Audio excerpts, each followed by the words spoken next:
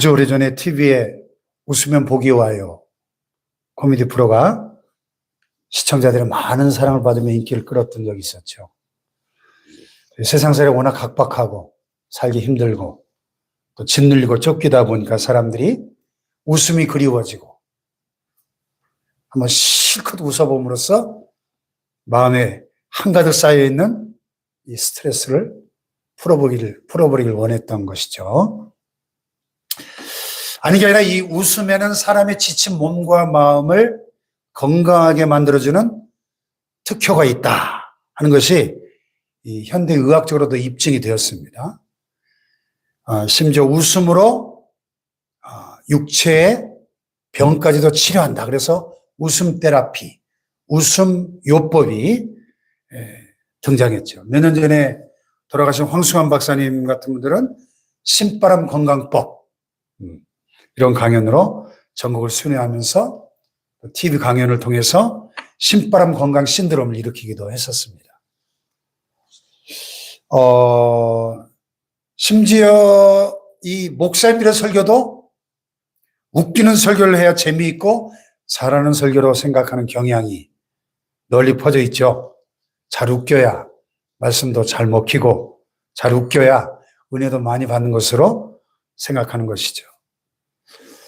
물론 웃음은 마음의 긴장을 풀어주고 마음의 문을 열어서 설교자의 메시지를 더 쉽게 받아들이게 해주는 특별한 효과가 있는 것은 부인할 수 없는 사실입니다.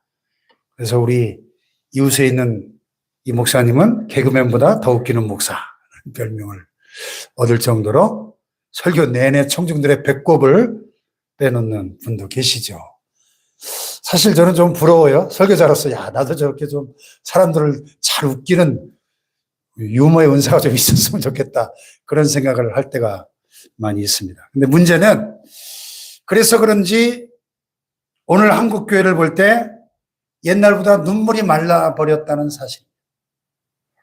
과거 우리 선배 목사님들의 얘기를 들어보면 우리 한국교회 초창기 정말 눈물이 많은 교회였죠. 물론 그분들이 지나온 시대는 정말 한많은 시대였지 않습니까? 일제강점기, 또 해방 직후의 그 혼란기, 6.25, 또 그 전쟁 후에 그 처참한 보릿고개의 가난, 이런 시대를 온몸으로 겪었던 시절이기 때문에 더 그랬겠지만요. 과거 우리 신앙의 선배들은 예배당에 모였다 하면 하나님을 향한 뜨거운 회개의 눈물과 애통의 눈물을 흘리면서 울부짖으며 기도했었죠. 그래서 하도 울어대니까 재수없다고 교회 주변에 있는 땅이나 집은 잘 팔리지 않았던 시절이 있었죠. 요즘은 또 그것도 옛날 얘기라 그러죠. 오히려 교회 주변 집값이 훨씬 더 비싸답니다. 왜냐하면 이 돈 많은 교회들이 그 주변의 땅이나 집을 반드시 언젠가는 사니까 부르는 게 값이라는 거죠. 아무튼 한때 이 교회가 통곡의 집으로 불릴 정도로 많은 눈물을 흘리던 곳이었는데 요즘은 눈물을 보이면 예수 잘못 믿는 걸로 여기고 심지어는 은혜 받은 사람은 기쁘고 즐거워야지 눈물을 흘리면 안 된다 이렇게 주장하는 분들도 있습니다. 그런데 오늘 우리가 방금 읽은 예수님의 산상보훈에 보니까 어떻게 하는 자가 복이 있다고 그랬어요? 애통하는 자가 복이 있다고 주님 분명히 말씀하셨어요. 애통한다. 마카로이호이 펜둔테스라는 이 헬라 원문의 펜둔테스, 원형이 펜데오라고 하는 동사인데 애통한다는 말은 비통, 통곡 같은 극한 슬픔으로 슬퍼하다 이런 뜻입니다. 다시 말해서 모든 슬픔 중에서도 가장 강한 고통스러운 슬픔을 의미하고 있습니다. 가슴이 찢어지듯이 아파하며 우는 상태예요. 사랑하는 사람이 죽었다든지 가장 소중한 것을 잃어버리고 나서 온몸이 부들부들 떨리고 숨이 막힐 정도로 고통을 느끼는 슬픔을 의미합니다.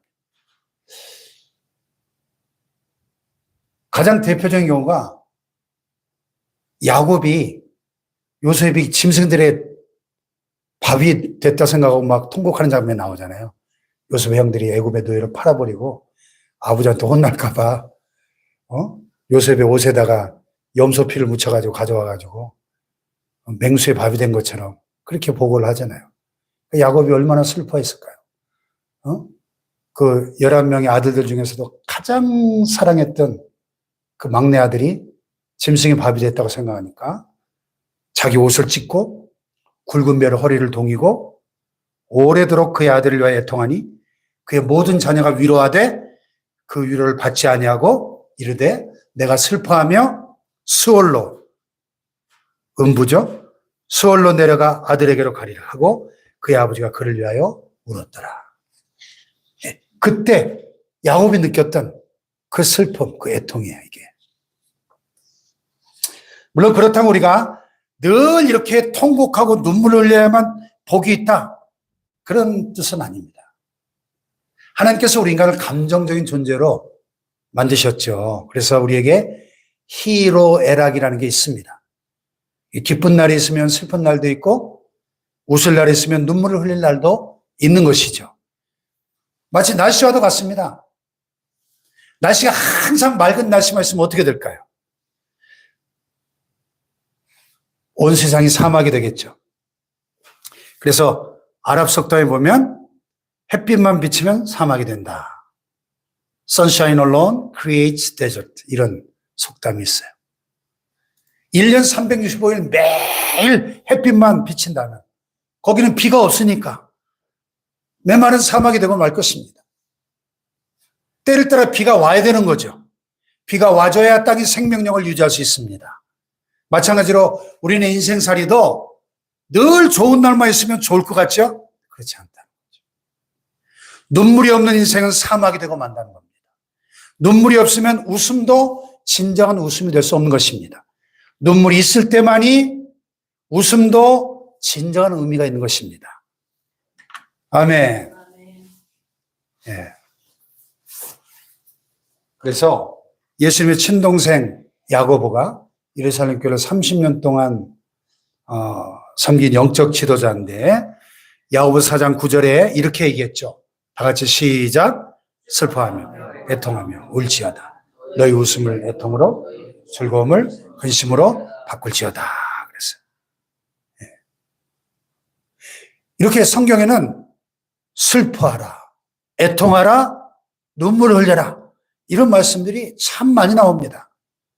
독일의 위대한 신 괴테도 이런 말을 했어요. 눈물로 밤을 새워본 적이 없는 사람과는 인생을 논하지 말라.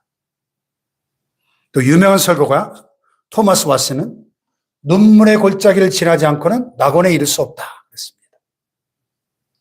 또 설교의 황태자 스펄전 목사님은 천국은 메마른 눈으로 못 들어가며 젖은 눈을 가져야만 들어갈 수 있다 그랬어요. 근데 오늘 우리의 눈은 너무 메말라 있다는 것이 문제입니다. 눈물을 회복해야 될 줄로 믿습니다. 이런 점에서 우리의 신앙생활에 있어서 이 눈물과 애통은 귀중한 보배와 같은 겁니다. 눈물이 없는 신앙, 눈물을 통과하지 않는 신앙은 짝퉁 신앙인 것입니다. 가짜예요. 모조품인 것입니다. 여러분 예수 믿고 나서 웃기만 했습니까? 그렇다면 값싼 싸구려 신앙입니다. 예수 믿고 나서 하나님 앞에서 진지하게 울어보셨습니까? 그렇다면 여러분은 차원이 있는 신앙입니다. 눈물과 애통이 우리 신앙을 보석처럼 빛나게 해준다는 사실을 알아야 합니다. 눈물이 고인 눈에만 십자가의 주님이 보이는 겁니다. 젖은 눈에 부활의 주님의 영광이 나타나는 거예요. 애통하는 심령 속에 우리를 찾아오시는 예수 그리스도의 발걸음 소리를 들을 수 있는 겁니다. 아멘. 우리 성결교단의 자랑이신 순교자 문준경 전사님이 그 본래 젊은 시절에 시집 가자마자 첫날 밤부터 남편에게 소박을 맞은 참 불행한 여인이었죠. 남편이 결혼 전부터 이미 오랫동안 내연 관계를 맺고 있던 다른 여인이 있었어요. 사기 결혼을 당한 거죠. 남편은 끝까지 새색시로 시집온 이 문중경 이 여인에게 마음을 주지 않았죠. 남편에게 버림받은 이 여인이 자기 신세를 한탄하면서 한강 다리에서 투신 자살하려고 한강변을 배회하던 어느 날 어디선가 노랫소리가 들려옵니다. 자기도 모르게 발걸음이 그곳으로 옮겨져 갔습니다. 한강변 모래사장에 큰 천막이 쳐져 있고 이렇게 들어가 보니까 천막을 가득 메운 사람들이 모여서 막 박수를 치고 노래를 하고 노래가 끝나니까 사람들이 주야 통성으로 기도하고 난리가 났는데 기도가 끝나자마자 수염이 긴 어떤 분이 단상에 올라와가지고 일장연설을 하는 겁니다. 수고하고 무거운 짐진 자들아 다 내게로 오라. 한만의 인생들아 다 내게로 오라고 예수님 말씀하십니다. 소방 맞은 여인들아 다 내게로 오라고 주님 말씀하십니다. 그게 이게 문중경 이 여인이 아주 충격을 받은, 아니 저 양반이 나를 어떻게 알고. 문중경 여인이 그 자리에서 밤새도록 통곡하며 울었습니다. 예수가 누구간디 예수가 누구간디 하면서 사람들이 다 들어가고 난 뒤에도 그 가마떼기 위에 꼬꾸라져 가지고 통곡하면서 밤새도록 그렇게 울었어요. 이성모 목사님이 이 여인을 불쌍히 여기고 그 사연을 듣고 부흥회 때마다 이렇게 데리고 다니신 거예요. 그리고 서울신학교에 입학시켜서 전도사가 되게 하고 한국의 무대로 유명하신 우리 교단의 부흥사 이성복 목사님의 이 부흥회 우연히 참석해가지고 이렇게 예수님을 만난 이 문중경 교수님을 통해서 전라도구 신안군 일대에 수많은 교회들을 세우셨죠. 지금도 신안군 천사의 섬이라고 하는 그 지역 정도 일대를 가보면 전부 성결교회예요. 신안군이 우리나라에서 복음화율이 제일 높죠. 95%, 95%. 복음화율 95%. 그런 지역이 없죠. 6.25 때 공산군에 의해서 순교하기까지 많은 분들에게 복음을 전하는 일생을 사셨습니다. 우리의 신앙은 이와 같이 눈물을 밑거름으로 해서 자라나는 것입니다. 우리의 인격은 눈물의 골짜기를 통과하면서 성숙하게 됩니다. 그러므로 신앙생활이 무언가를 제대로 아는 사람은 눈물을 절대 부정적으로 보지 않습니다. 애통을 무조건 잘못된 것으로 생각하지 않는 것이죠. 물론 그렇다고 해가지고 오늘 이 예수님 말씀을 무조건 애통하는 자가 복이 있다 이렇게 받아들이면 곤란해요. 애통도 무엇을 위해 애통하느냐가 중요하죠. 사업에 실패해서 애통할 수도 있고 시험에 떨어져서 애통할 수도 있고 또 사랑하는 사람이 버림받아가지고 시련의 아픔 속에 애통할 수도 있고 억울해서 통곡하는 애통도 있고 애통한다고 무조건 다 복이 있냐? 세속적인 애통은 하면 할수록 복이 있기는커녕 더 애통하게 만들고 더 불행하게 만들죠. 그러면 우리는 애통을 하되 어떤 애통을 해야 되느냐? 위로받을 수 있는 애통을 할 줄 알아야 돼요. 하나님께서 주시는 위로가 있는 애통이야말로 복 있는 애통인 것입니다. 아멘 합시다. 그러면 참으로 하나님의 위로가 임하는 애통은 어떤 애통일까요? 두 가지만 함께 나누고 기도 제목으로 삼겠습니다. 첫째는 나의 죄 때문에 눈물 흘리는 애통이에요. 나의 죄 때문에. 지난주에도 말씀을 드렸는데 이 바리새인과 세리의 기도를 다시 한번 생각해 보세요. 바리새인은 도덕적으로 율법적으로 확실히 세리하고는 비교도 할 수 없는 의인입니다. 그러나 그는 교만했고 심령이 너무나 부유해서 높아져 있었기 때문에 자기 의를 자랑하기만 바빴지 눈물이 없었습니다. 눈물. 그런데 세리는 어떻게 기도합니까? 저 멀리 서서 하늘을 우러 쳐다보지도 못하고 가슴을 치면서 하나님 나를 불쌍히 여기소서 나는 죄인으로서이다 하면서 통곡을 하죠. 교만한 바리새인의 기도는 거절당했지만 세리의 기도는 응답받은 줄 믿습니다. 세리가 위로를 받았고 의롭다 하심을 얻었고 은혜를 입고 돌아갔다고 성경은 말씀합니다. 할렐루야. 자기 부정이 없을 때 애통할 수 없고, 애통이 없는 사람은 자기 자신을 바로 찾을 수가 없는 겁니다. 그러므로 애통하는 마음은 축복인 것입니다. 애통하는 마음 그 자체가 축복입니다. 이걸 가능케 하시는 것이 성령의 역사이기 때문에. 할렐루야. 우리는 죄를 지으면서 숨기려고 하는 본능이 있죠. 어쩔 수 없이 우리 조상 아담에게로부터 유전된, 물려받은 본능이죠. 우리 안에 내 죄를 인정하지 않으려고 하는 교만이 자리 잡고 있어요. 아담아, 내가 먹지 말란 나무 열매를 네가 다 먹었느냐? 아담이 하나님이 내게 주신 저 여자 때문에 내가 다 먹었습니다. 왜 자기가 먹고 싶어서 먹었다고 솔직하게 인정하지 못하고 그 책임을 하와에게 떠는 겁니까? 이렇게 사람은 자기 죄를 인정하지 않고 숨기려고 하는 악한 본능이, 교만이 있어요. 나는 안 그랬다는 거예요. 그런데 여러분, 우리 기독교의 신앙은 죄로 인한 애통에서부터 시작되는 겁니다. 한국교회 부흥도 1907년 평양 장대영교회 부흥사경회가 도화선이 돼가지고 들불처럼 일어났죠. 이기한 목사님의 인도로 진행된 부흥회에서 통성기도 중에 성령의 역사가 강하게 일어났습니다. 그중에 한 집사님이 일어나가지고 회중 앞에서 자기 죄를 공개 자백했는데 온 회중이 울음을 터뜨립니다. 또 한 사람이 일어나서 자기 죄를 자복할 때 또 온 회중이 울었습니다.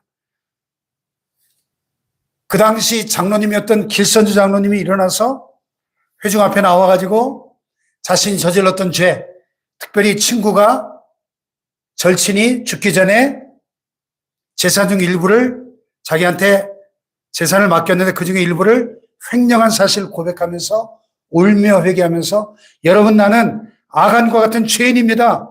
그의 고백과 함께 온 회중이 함께 통성으로 눈물로 회개하는 역사가 일어난 겁니다. 할렐루야.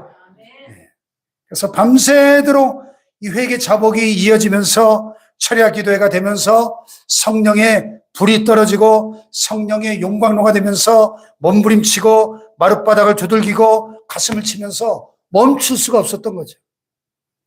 밤새도록 성령이여 강림하사 나를 감화하시고 애통하며 회개할 맘 충만하게 하소서. 연거푸 부르고 또 부르고 또 부르고 밤새도록 회개하면서 통회하면서 성령의 강력한 임재가 폭발적으로 나타나면서 100만인 구령 운동이 일어나고 그 성령의 불길이 삼천리 방방곡곡에 쫙 요원의 불길처럼 번져갔던 것이죠. 할렐루야. 이와 같이 누구나 할 것 없이 울음을 터뜨리고 죄에 대한 애통이 없이는 진정한 회개에 이를 수 없고 진정한 회개 없이는 구원에 이를 수가 없는 것입니다. 아멘. 우리가 너무나 잘 아는 베드로와 가룟 유다 두 사람을 볼 때 둘 다 주님을 배반하는 큰 죄를 지은 사람들이죠. 그리고 둘 다 통곡하고 애통했습니다. 근데 베드로는 주님께 다시 돌아왔지만 가룟 유다는 은 30을 성수에 던져놓고 돌아와 목매달아 자살하고 말했습니다. 뉘우치긴 했지만 회개하지는 않았죠. 주님께로 돌아오지 않았어요. 하나님의 위로를 받지 못했습니다. 여러분, 죄에 대한 애통이라고 하는 것은 그러므로 하나님께로 돌아오는 것을 말합니다. 하나님께로 나아오는 것을 말합니다. 오늘 새벽에 생명의 삶에서 베드로가 예수님을 3번씩이나 나는 몰라. 그런 놈, 그런 따위는 나하고 상관도 없어. 저주하고 맹세하며 부인하죠. 3번씩.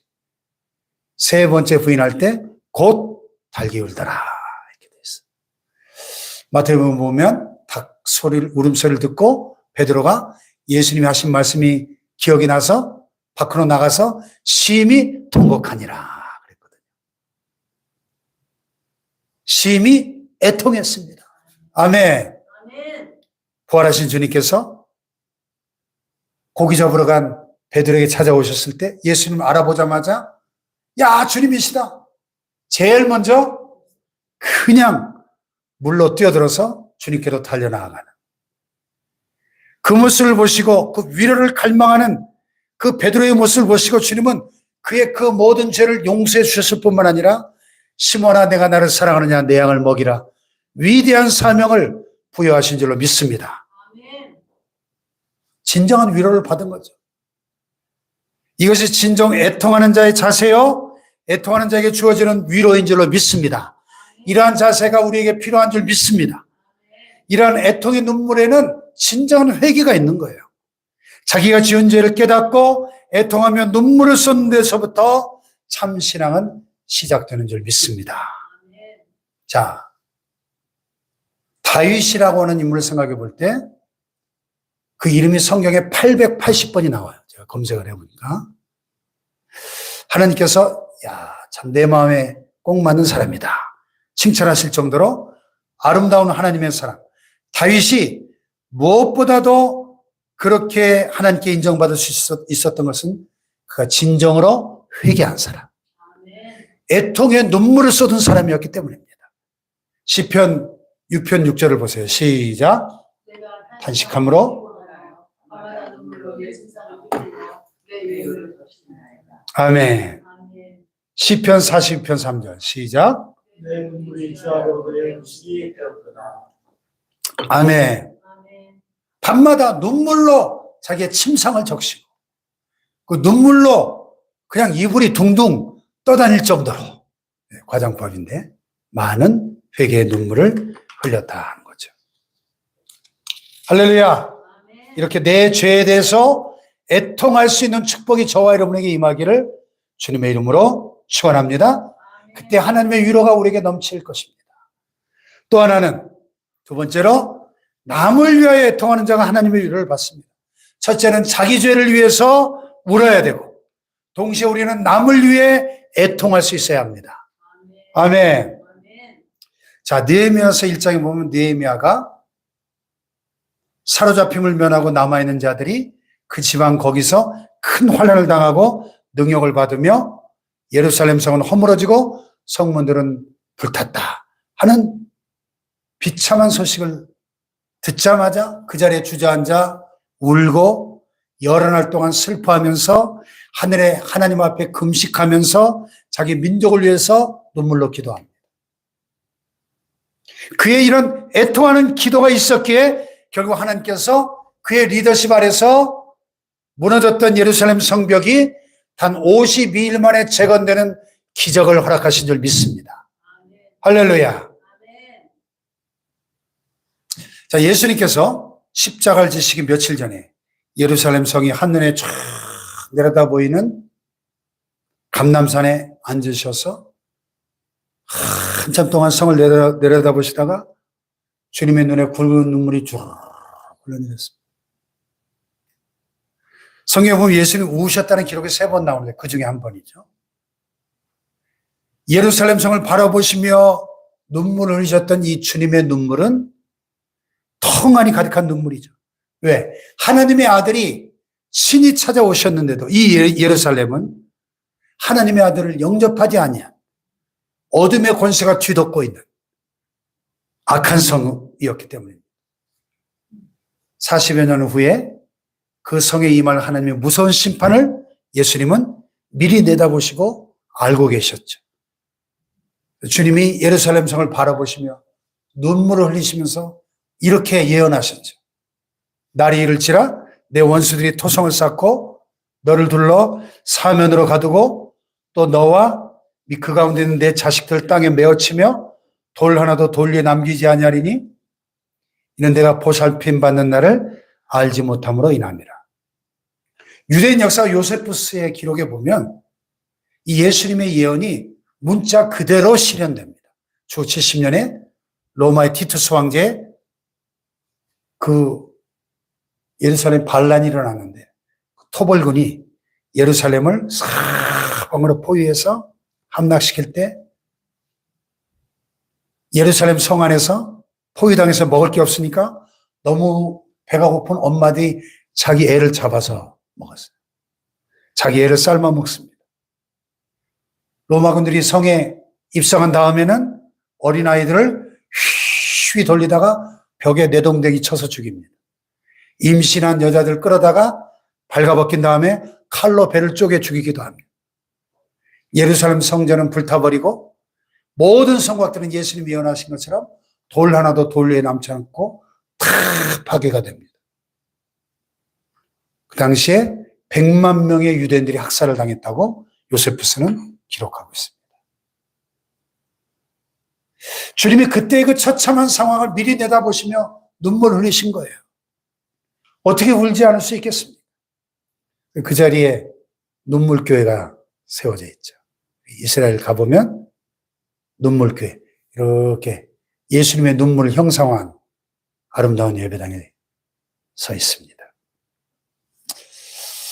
자, 사도 바울도 빌립보 3장 18절에 보면 이렇게 애통해했어요.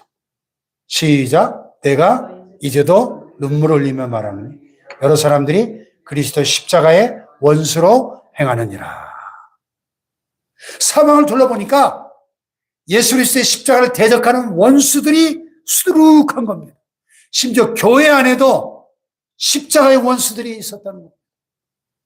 바울이 이것을 생각할 때마다 가슴이 미어져서 견딜 수가 없었다는 거예요. 그래서 이 점잖은 어르신이 눈물을 펑펑 쏟으며 이 편지를 쓰고 있는 거예요. 내가 이제도 눈물을 흘리며 말한다.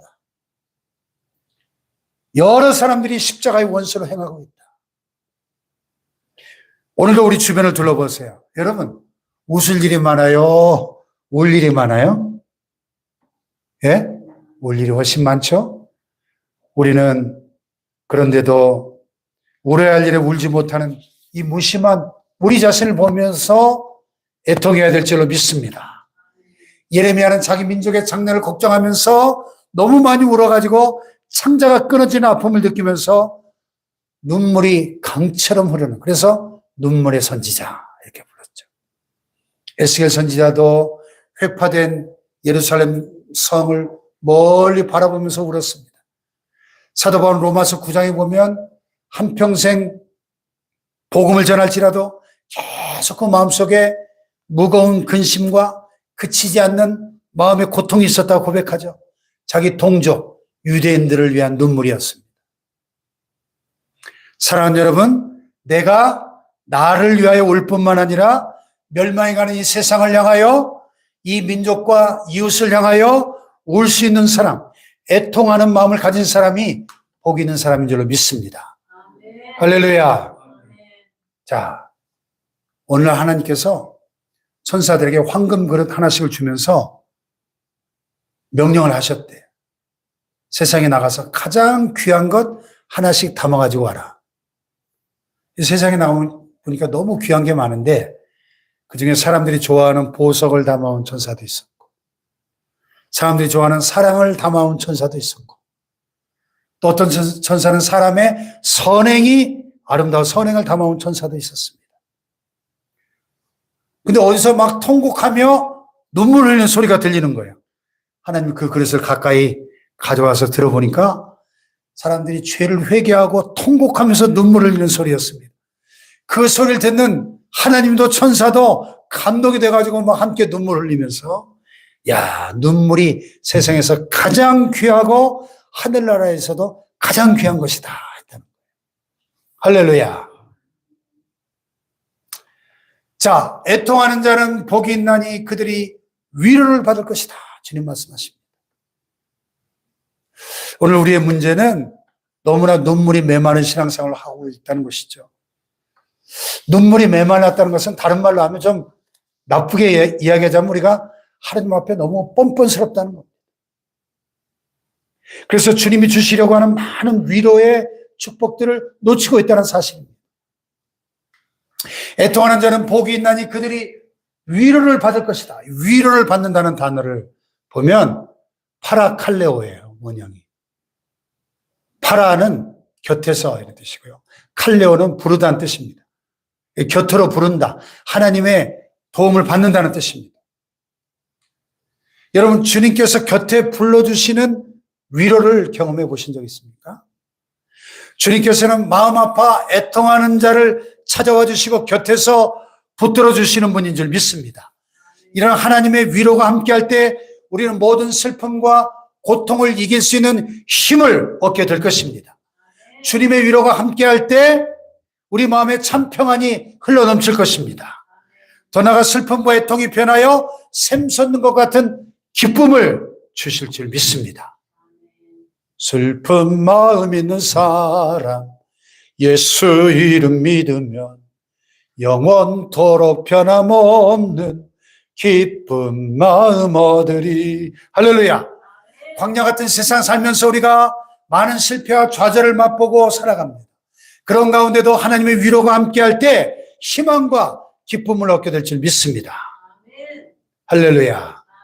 이사야 61장 3절에 보니까 다 같이 시작.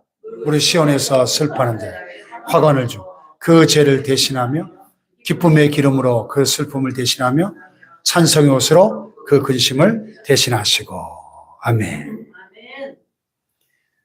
이와 같이 하나님의 위로를 받는 자는 어떤 고통도 견딜 수 있는 것이죠. 어떤 위험과 불안 속에서도 절대적인 평안을 얻을 수 있는 것입니다. 실패와 좌절 가운데도 기쁨을 얻게 되고 희망을 갖고 살게 될 줄 믿습니다. 할렐루야.